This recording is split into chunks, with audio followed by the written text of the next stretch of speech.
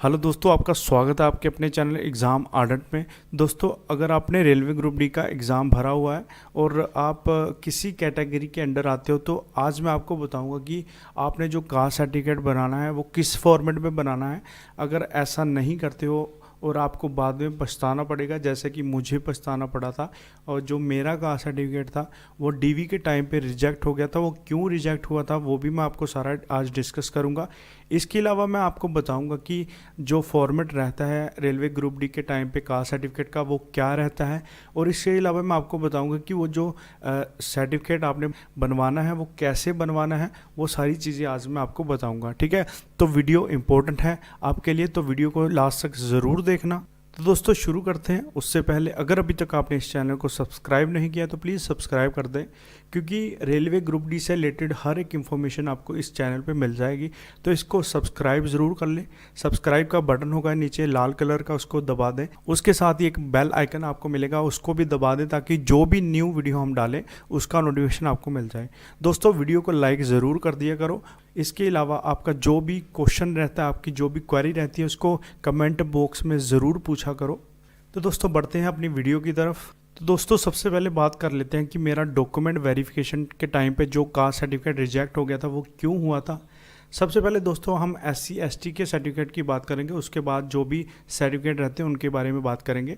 तो दोस्तों क्यों मेरा रिजेक्ट हो गया था कास्ट सर्टिफिकेट डॉक्यूमेंट वेरिफिकेशन के टाइम पे। दोस्तों जैसा कि आप इस टाइम पे एक धोखे में होंगे कि जो भी मैंने कास्ट सर्टिफिकेट बनवा रखा है वो चल पड़ेगा डॉक्यूमेंट वेरिफिकेशन के टाइम पे, जैसा कि आपके दोस्तों ने बोला होगा या फिर आपके किसी रिलेटिव ने बोला होगा कि ये सर्टिफिकेट चल पड़ेगा।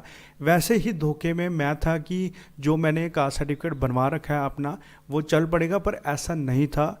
मेरा जो मानना था वो बिल्कुल गलत था। मैंने इस फॉर्मेट में जो अपना सर्टिफिकेट नहीं बनवा रखा था, मैं इसको साफ तरीके से आगे अपनी स्लाइड में बताऊंगा कि कैसा आपको बनवाना है, कि कैसा फॉर्मेट रहता है, मैं सारा आपको बताऊंगा।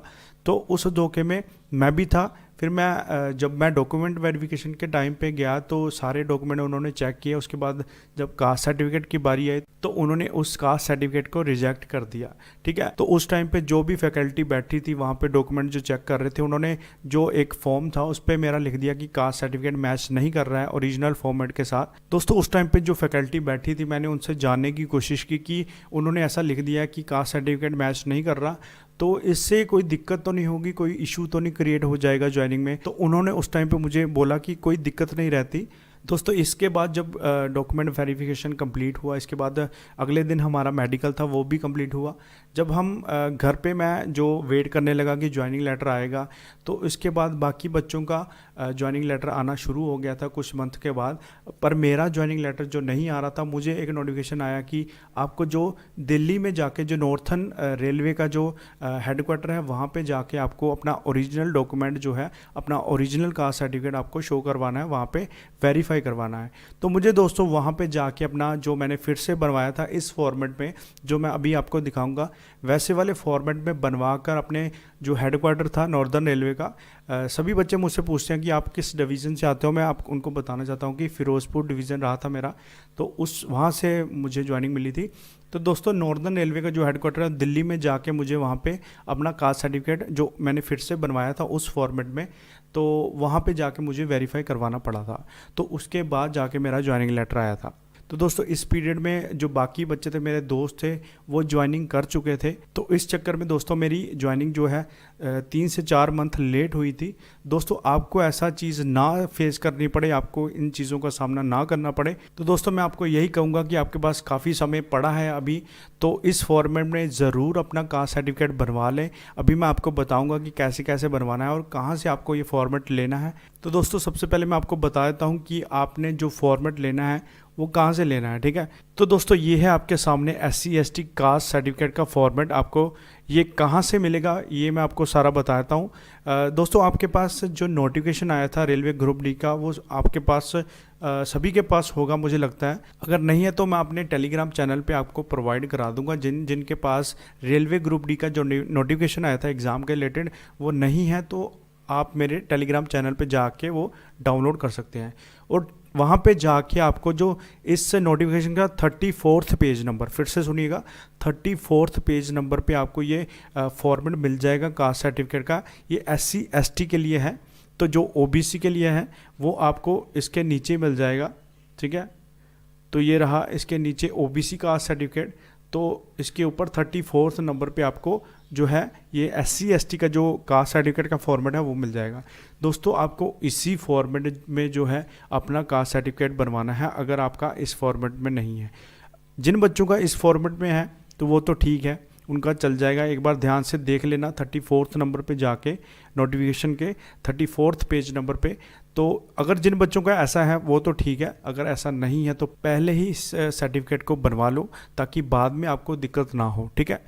दोस्तों इसमें कुछ चीज़ें हैं जो आपको रिमूव करवानी होंगी जहाँ से भी आप प्रिंट करवाओगे। जैसे ये चीज़ है, इसको आप रिमूव करवा लेना, या फिर जो नीचे एक पट्टी है, ठीक है, ये नोटिफिकेशन के रिगार्डिंग, इसको भी रिमूव करवा लेना किसी तरह से। या फिर एक आइडिया मैं आपको देना चाहता हूँ कि अगर आपको ऐसा फॉर्मेट कहीं और मिलता है तो वहाँ से भी आप प्रिंट करवा के वहाँ से बनवा सकते हो, ठीक है। दोस्तों अब मैं आपको बताता हूँ कि बनवाना कैसे है। जैसे मैंने बनवाया था वो भी मैं चीज़ आपको बताऊँगा। दोस्तों अब दो चीज़ें हो सकती हैं, ठीक है। सबसे पहली तो आप नए सिरे से अपना कास्ट सर्टिफिकेट बना रहे हो, पहली बात तो ये हो सकती है। दूसरी बात, अगर आपने कास्ट सर्टिफिकेट पहले बना रखा है और आप उसी फॉर्मेट को इस फॉर्मेट में कन्वर्ट करवाना चाहते हो, वो कैसे करवा सकते हो, जैसे मैंने करवाया था, ठीक है। तो सबसे पहला जो था कि अगर आप नए सिरे से बनवा रहे हो तो इस फॉर्मेट में आपको जहाँ से भी आप सर्टिफिकेट बनवाते हो अपने तहसीलदार या कहीं से भी, वहाँ पे जाके आपको क्लरिकल से बात करनी होगी कि कैसे हम इस फॉर्मेट में अपना सर्टिफिकेट बनवा सकते हैं। क्योंकि आजकल जो सर्टिफिकेट बन रहे हैं सारे ऑनलाइन बन रहे हैं, तो आपको वहाँ पे जाके बात करनी होगी कि कैसे मैं अपना जो ये इस फॉर्मेट में अपना सर्टिफिकेट बनवा सकता हूँ। दूसरी बात जो हो गई कि अगर आपने सर्टिफिकेट पहले अपना बनवा रखा है कास्ट सर्टिफिकेट और उसको आपने इस फॉर्मेट में कन्वर्ट कराना है तो कैसे करवा सकते हो, जैसे मैंने करवाया था। तो दोस्तों आपको क्या करना है कि जो जो इन्फॉर्मेशन आपके पुराने सर्टिफिकेट में दे रखी हैं उन्हीं को यहाँ पे लिख देना है, अपने पेन से लिख देना है, ठीक है।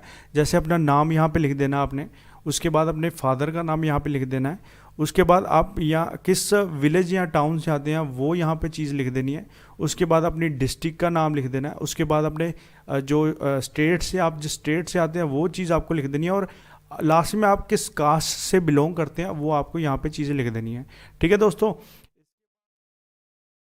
उसके बाद जो ये कॉलम है ये वैसे उन शेड्यूल कास्ट या शेड्यूल ट्राइब्स के लिए, पर्सन्स के लिए हैं जो एक स्टेट या एक यूनियन टेरिटरी से माइग्रेट होकर दूसरे स्टेट या यूनियन टेरिटरी में गए हैं।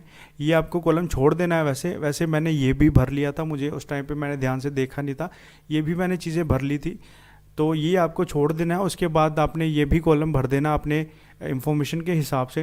दोस्तों इसके बाद ये सारा भरने के बाद जो भी इंफॉर्मेशन पुराने सर्टिफिकेट पे थी और आपने इस फॉर्मेट पे उसको सारी लिख ली है, उसके बाद आपको क्या करना है कि आपका जो वार्ड का एमसी या मोहल्ले का एमसी रहता है या फिर पंचायत में जो भी हेड रहते हैं उनसे आपको जो साइन वगैरह करवाने हैं तो वो सबसे पहले वेरीफाई करेंगे आपका सर्टिफिकेट, तो उनसे आपने वेरीफाई करवाना है, यानी कि अपने उनके साइन और उनकी मोहर लगवानी है। दोस्तों जब आप अपने एमसी या फिर विलेज के जो भी हेड होते हैं उनसे वेरीफाई करवाने के बाद जब अपनी तहसीलदार के पास जाओगे, तहसील पे जाओगे, वहाँ पे आपको क्लर्क जो मिलेगा वहाँ पे आपको सारी अपनी सिचुएशन बतानी पड़ेगी। जैसे मैंने बताया था कि इस जॉब के रिगार्डिंग मेरा ये सर्टिफिकेट चाहिए तो मुझे इस फॉर्मेट में चाहिए, तो आपकी अगर वो मजबूरी समझे तो आपको सारा कुछ वो बता देंगे कि कैसे कैसे आपको चीज़ें करनी है। सबसे पहले जो वहाँ पे क्लर्क होंगे वो सारा कुछ वेरीफाई करेंगे। दोस्तों आपको सारी कंडीशन उनको बतानी है कि ऐसा ऐसा मेरा पेपर है तो उसके रिगार्डिंग मुझे ये इस फॉर्मेट में अपना जो है शेड्यूल कास्ट का सर्टिफिकेट चाहिए, अपना पुराना सर्टिफिकेट भी आपको लेकर जाना है। तो ये सारी चीज़ें करवा के वो वेरीफाई करेंगे, उसके बाद तहसीलदार की या फिर जो भी ऑफिसर रहते हैं उनकी जो स्टैंप लगा के आपको दे देंगे, ठीक है दोस्तों। इस प्रोसेस में आपको टाइम भी लग सकता है, आपको टाइम भी दे सकता है कि इतने दिन बाद अपना सर्टिफिकेट ले जाना, या हो सकता है कि आपको उसी दिन जो है सर्टिफिकेट बनवा के दे दिया जाए। तो दोस्तों एक बार फिर से मैं आपको बता रहा हूँ कि इस फॉर्मेट में ज़रूर अपना सर्टिफिकेट बनवा लेना। दोस्तों आप इस फॉर्मेट को भी प्रिंट निकलवा सकते हैं या फिर आपको इसी तरह का सेम टू सेम फॉर्मेट में अगर आपको इंटरनेट पे मिल जाता है कोई फॉर्मेट जिसमें ये सारी चीज़ें ना हो, जैसे ये ऊपर लिखा हुआ है या फिर जो नीचे नोटिफिकेशन के रिगार्डिंग जो पट्टी बनी हुई है ये ना मिले किसी फॉर्मेट में और सेम टू सेम ऐसा ही फॉर्मेट हो, तो आप उसको प्रिंट निकलवा के भी उस पर भी जो अपनी कार्रवाई करवा सकते हैं, जो अपना सर्टिफिकेट बनवा सकते हैं। तो दोस्तों ये थी आज की वीडियो। आई होप आपको पसंद आई होगी। अगर पसंद आई तो प्लीज़ लाइक ज़रूर कर दें इस वीडियो को। इसके अलावा अगर आपको कोई भी डाउट है, अपना डाउट कमेंट बॉक्स में ज़रूर पूछें। अपना प्रश्न जो है कमेंट बॉक्स में ज़रूर पूछें। अपने दोस्तों के साथ इस वीडियो को ज़रूर शेयर करें। अगर अभी तक आपने इस चैनल को सब्सक्राइब नहीं किया तो प्लीज़ सब्सक्राइब भी ज़रूर करें, क्योंकि रेलवे ग्रुप डी से जुड़ी हर एक जानकारी आपको इस चैनल पर मिल जाएगी। रेलवे ग्रुप डी से जुड़ी हर एक वीडियो आपको इस चैनल पर मिल जाएगी। और भी काफ़ी ज़्यादा जो है वीडियोस इस चैनल पे पड़ी हुई हैं, उनको भी जाके ज़रूर देखें। तो दोस्तों मैंने पहले ही बताया, फिर से बोल रहा हूँ कि उस फॉर्मेट में अपना कास्ट सर्टिफिकेट ज़रूर बनवा लेना।